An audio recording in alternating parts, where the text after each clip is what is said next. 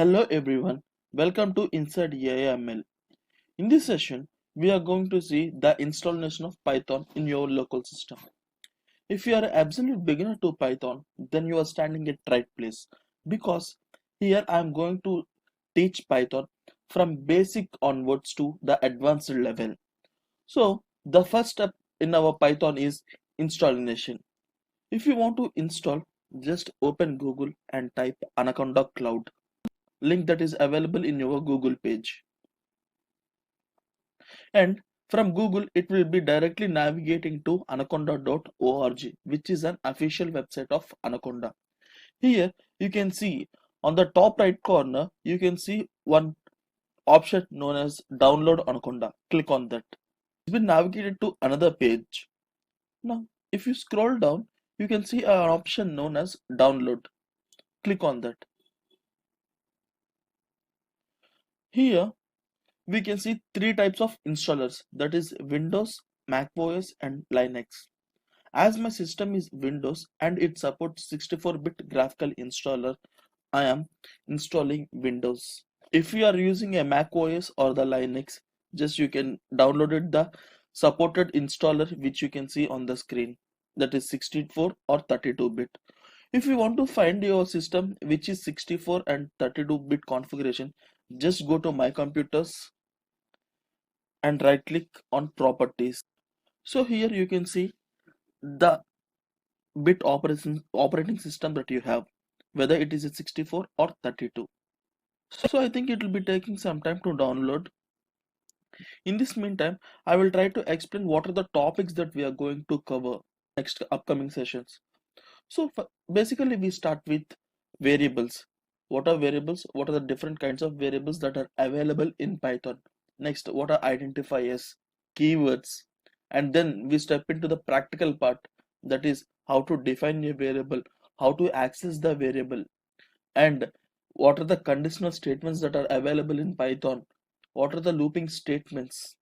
Once we all cover this basic part, then we see one of the heart of Python, that is data structures in Python. In this concept, we majorly cover four topics like list, set, tuple, and dictionaries.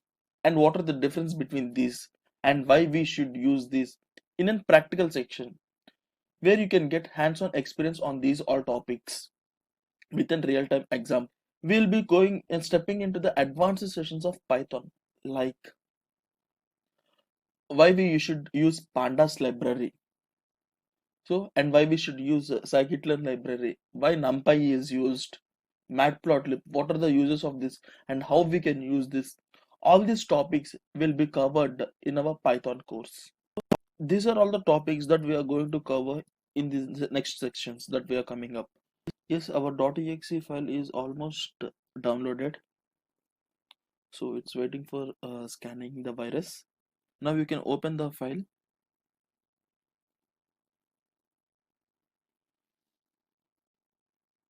and here there is a welcome pop-up known as welcome to Anaconda 2020.07, which is in 64-bit welcome pop-up, and click on next button. There Here they provided the license agreement and you can directly click on I agree. So in my system I'm the only user that I'm using, so here I'm using just me, and majorly this is the recommended option to select, and click on next button. The important point to discuss here is like if I click on next button I will be getting an error because already this Anaconda is been installed in my system. As in your system there is no Anaconda, you should be continuing to click on next button until you find finish. So let me show you. Here I got an error that already in this path I'm having an Anaconda file which is not empty. So that is the reason I'm getting an error. But once you started clicking on next button, you will be not having an error because you don't have Anaconda in your system. So here I'm closing my installation setup. I will show you how to open Anaconda prompt or how to open Jupyter Notebook. Go to search option and type for Anaconda prompt, which you can see on the screen. Yes, I'm navigating to my F drive, F, and type Jupyter Notebook.